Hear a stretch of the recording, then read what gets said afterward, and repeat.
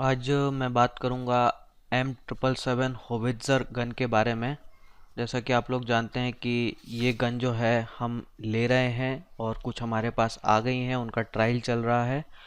सवाल ये खड़ा होता है कि हमने इसको लिया क्यों है। हमारे पास जो है धनुष भी है जो कि इक्विवेलेंट कैपेसिटी वाली है, जिसको हमने खुद बनाया है, जिसको DRDO और ऑर्डिनेंस फैक्ट्री बोर्ड ने मिलके बनाया है। तो अगर हम देखें इन दोनों गन्स के स्पेसिफिकेशन तो आपको लगभग सेम जैसे लगेंगे। कैलिबर की बात करें तो दोनों ही 155 कैलिबर की हैं। होवित्ज़र जो है 45 की है और धनुष का एक और वेरिएंट जो है वो 52 कैलिबर का भी है। दोनों की फायरिंग रेंज की बात करें तो धनुष के कुछ वेरिएंट हैं, दो तीन हैं, और उनकी रेंज जो है 38 किलोमीटर से लेके 42 किलोमीटर तक जाती है। वहीं होवित्ज़र की बात करें तो ये 40 किलोमीटर की फायरिंग रेंज है इस गन की।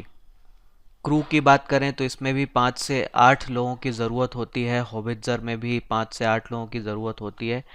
होवित्ज़र हालांकि मिनिमम पर काम कर सकता है, इसकी प्रोबेबिलिटी बहुत ज़्यादा है, यानी मिनिमम 5 लोग भी इसको चला सकते हैं, लेकिन इसमें थोड़े ज़्यादा चाहिए पड़ते हैं। ट्रैवर्स की बात करें तो दोनों का ट्रैवर्स जो है वो 25 डिग्री का है। ट्रैवर्स का मतलब होता है कि गन जो है राइट और लेफ्ट डायरेक्शन में कितना रोटेट कर सकती है। तो जो इस तरह की गन होती है इनके ट्रैवर्स कम होते हैं, लेकिन अगर हम टैंक को देखें तो टैंक का ट्रैवर्स ज़्यादा होता है। टैंक जो है 360 डिग्री तक घूमकर जो है फायर कर सकता है, ये काम जो है ये नहीं कर सकते। इनमें जो होता है खास वो होता है एलिवेशन। तो ये ऊंचाई तक, दूरी तक जो है ये फायर कर सकते हैं, इनकी जो है एलिवेशन ज़्यादा होता है। तो धनुष की बात करें तो -3 से लेके 70 डिग्री तक का इसका एलिवेशन है। होवित्ज़र की बात करें M777 होवित्ज़र की तो 0 से 71.7 डिग्री तक है, थोड़ा सा ज़्यादा है और इसके कारण थोड़ी एक्यूरेसी बढ़ जाती है।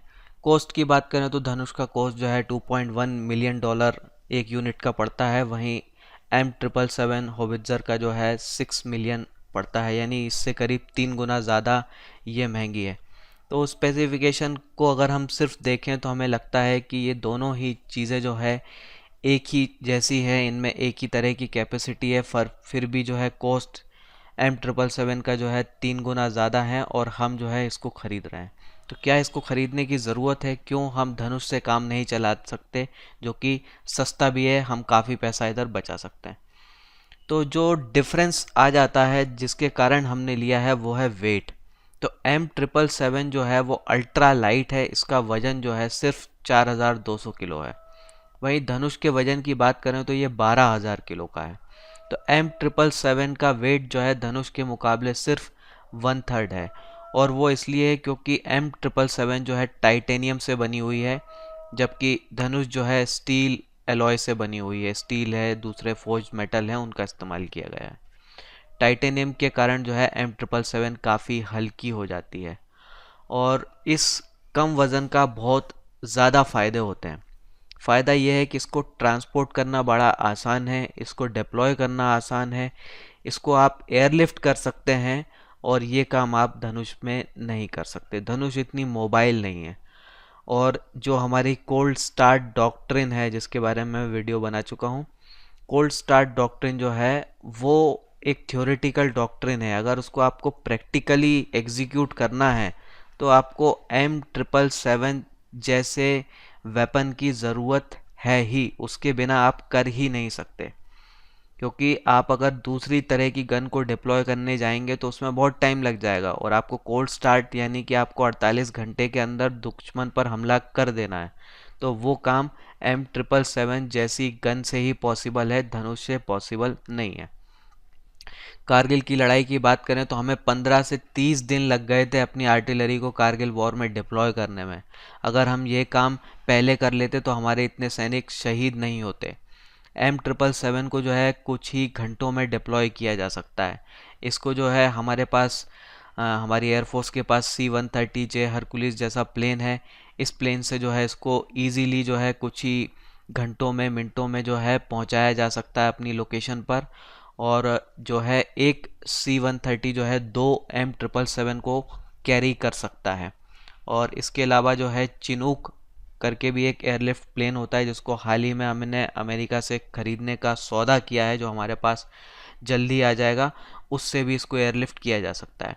तो ये जो आप देख रहे हैं ये है चिनूक प्लेन से M777 को एयरलिफ्ट करने का पिक्चर।